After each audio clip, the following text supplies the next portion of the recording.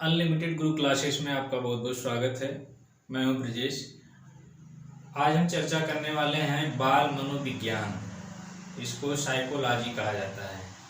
30 नवंबर को होने वाले यूपी टेट में यह आपके लिए बहुत यूजफुल होगा।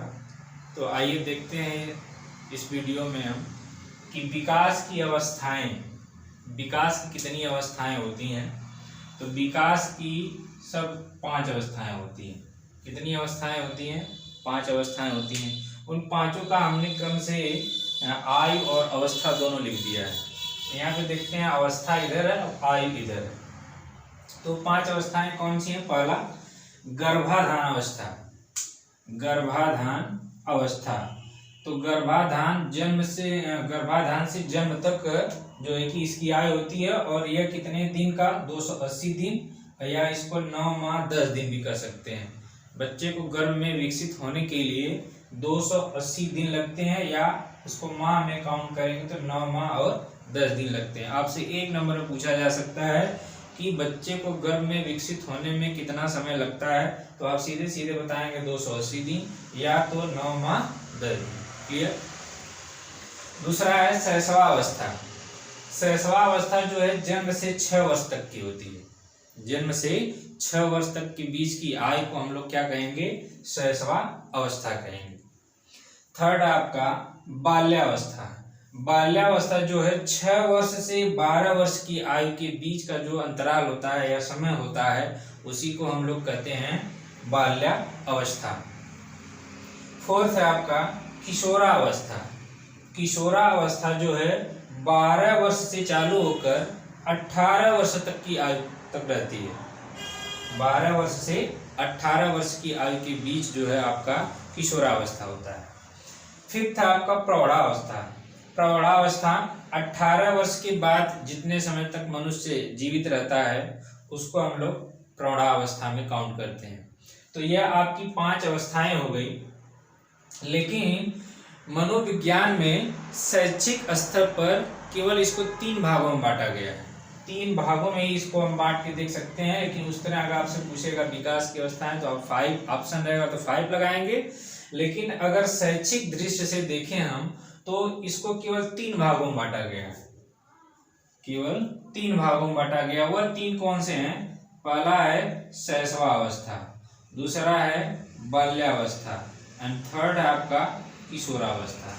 अगर आपको शैक्षिक दृष्टि से पूछता है कि विकास को कितनी अवस्थाएं होती हैं, तो आप 3 बताएंगे। कौन कौन सा? शैशवावस्था, बाल्यावस्था और किशोरावस्था। और यह विकास की जो है प्रक्रिया जीवन पर्यंत चलती रहती है। हमेशा जीवन भर आपके अंदर कुछ न कुछ विकास होता है। तो 1 नंबर का यह भी क्वेश्चन आपसे पूछा जा सकता है कि विकास कब तक चलता है? विकास एक सतत और जीवन पर्यंत चलने वाली प्रक्रिया है। आगे देखते हैं हम कि अभी हमने आपको बताया कि विकास की अवस्थाएं 5 होती हैं। लेकिन शैक्षिक दृष्टि से देखें इसको हम तो इसको 3 भागों में बांटा गया था। शैशवावस्था, बाल्यावस्था और किशोरावस्था। और उसकी एज भी हमने आपको डिफाइन कर दिया था। आगे हम चर्चा करने वाले हैं फर्स्ट जो है शैशवावस्था के बारे में कि इसमें क्या क्या बच्चे के साथ हो सकता है या इसको क्या कहा जाएगा, इसकी एज कितनी होती है, सब इसमें डिटेल में चर्चा करेंगे। तो शैशवावस्था की पहले तो आयु आप जान लीजिए। आयु पूछा जा सकता है आपसे 1 नंबर में कि शैशवावस्था की एज क्या है। जन्म से लेकर 6 वर्ष की आयु तक जो है कि बच्चे को क्या कहेंगे आप? शैशवावस्था की आयु में रखेंगे। दूसरा है बच्चे का सामाजिकरण की प्रक्रिया यहीं से स्टार्ट होती है। बच्चा जब भी कहीं इसी एज में 6 वर्ष की एज में ही बच्चा स्कूल में प्रवेश करता है तो उसका सामाजिकरण की प्रक्रिया यहीं से प्रारंभ होती है। क्वेश्चन कैसे बनेगा कि बच्चे का सामाजिकरण किस अवस्था से प्रारंभ होता है? तो बच्चे का सामाजिकरण कहाँ से प्रारंभ होता है? शैशवावस्था से। एज कहाँ होगी? जन्म से 6 वर्ष तक। क्लियर? आगे सीखने का आदर्श काल इसको कहा जाता है। शैशवावस्था को सीखने का आदर्श काल कहा जाता है। ये किसने कहा था? किस वैज्ञानिक ने यह अपना थॉट दिया था? तो वह थे वैलेंटाइन। उनका नाम था वैलेंटाइन ने इनको बताया था कि शैशवावस्था को सीखने का आदर्श काल कहा जाता है। आगे सबसे तेज शारीरिक विकास इसी में होता है। आपसे पूछा जा सकता है कि बच्चे का सबसे तेज शारीरिक विकास किस एज में होता है या किस अवस्था में होता है, तो वह शैशव अवस्था में होता है और वह जन्म से 6 वर्ष के बीच ही होता है। यह क्वेश्चन हो गया। और विकास की प्रक्रिया आपसे सीधे सीधे 1 नंबर में पूछेगा, विकास की प्रक्रिया कहाँ से स्टार्ट होती है, तो आप बताएंगे विकास एक गर्भाधान एक जीवन पर्यंत चलने वाली प्रक्रिया है जो गर्भ से लेकर जीवन पर्यंत चलती है। आगे शैशवावस्था में संवेग, शैशवावस्था में 4 संवेग केवल हैं। मैकडूगल ने 14 संवेग दिए थे, लेकिन शैशवावस्था में केवल 4 ही संवेग होते हैं। कौन कौन से हैं? भय, क्रोध, प्रेम और पीड़ा। ये 4 प्रकार के संवेग शैशवावस्था में पाए जाते हैं। लेकिन इसके बाद जो है मैकडूगल ने 14 संवेग बताया था, 14 मूल प्रवृत्ति भी थी उसकी। इसके पिछले वाले वीडियो में हमने आपको बता दिया। आगे चलते हैं। शैशवावस्था बालक का कहा जाता है। शैशवावस्था का जो काल होता है उसमें बालक को क्या कहा जाएगा? उसका निर्माण काल कहा जाता है।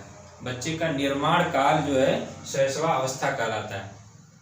क्लियर? शैशवावस्था के बारे में डिटेल चर्चा कर रहे हैं। तो डिटेल चर्चा में आगे की हम देखते हैं कि शैशवावस्था में दोहराने की प्रवृत्ति होती है। बच्चे के अंदर शैशवावस्था में जब 0 से 6 वर्ष के बीच होता है वो, तो उसको दोहराने की प्रवृत्ति होती है। बार बार किसी क्वेश्चन को या किसी चीज को देखकर बार बार पूछने की जरूरत होती है, तो इसलिए इसको इस अवस्था को दोहराने की प्रवृत्ति भी कहा जाता है। आपसे पूछा जा सकता है दोहराने की प्रवृत्ति बालक की किस अवस्था में होती है, तो आप सीधे सीधे कहेंगे शैशवावस्था में होती है। आगे स्वप्रेम की भावना का विकास होना। स्वप्रेम की भावना कब विकास होता है? बच्चे के अंदर शैशवावस्था में होता है। कितनी एज में? 0 से 6 वर्ष की एज में होता है। आगे है जन्म के समय बच्चे का संवेगात्मक विकास होता है। जब जन्म होता है बच्चे का, उस समय बच्चे के अंदर कौन सा संवेग सबसे महत्वपूर्ण होता है? तो वह उत्तेजनात्मक पूर्ण होता है। बच्चे के अंदर सबसे ज्यादा उत्तेजना होती है। आगे है दूध के दांत होते हैं। बच्चे के दूध के दांत कितने होते हैं? तो दूध के दांत 20 होते हैं। आप याद रखिएगा, क्योंकि यूपी टेट में जो है कि कोई भी क्वेश्चन पूछा जा सकता है आपसे, तो इस पर भी ध्यान देने की जरूरत है कि दूध के दांत कितने होते हैं? 20 होते हैं। यह कब से प्रारंभ होते हैं? तो गर्भ से ही प्रारंभ होते हैं। गर्भाधान से ही इनका प्रारंभ होना चालू हो जाता है। नवजात शिशु में हड्डियों की संख्या पूछ रहा है।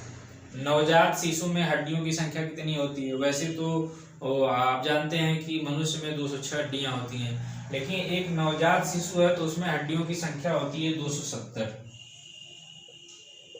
270 हड्डियां होती हैं नवजात शिशु में। अगला है नवजात शिशु का भार कितना होता है? नवजात शिशु का भार 6 से 8 पाउंड तक होता है। फ्रायड के अनुसार लड़कियों में कौन सी ग्रंथि पाई जाती है? फ्रायड वैज्ञानिक का नाम है। इनके अनुसार लड़कियों में कौन सी ग्लैंड पाई जाती है? तो यह पाई जाती है इलेक्ट्रा ग्रंथि। इलेक्ट्रा ग्रंथि।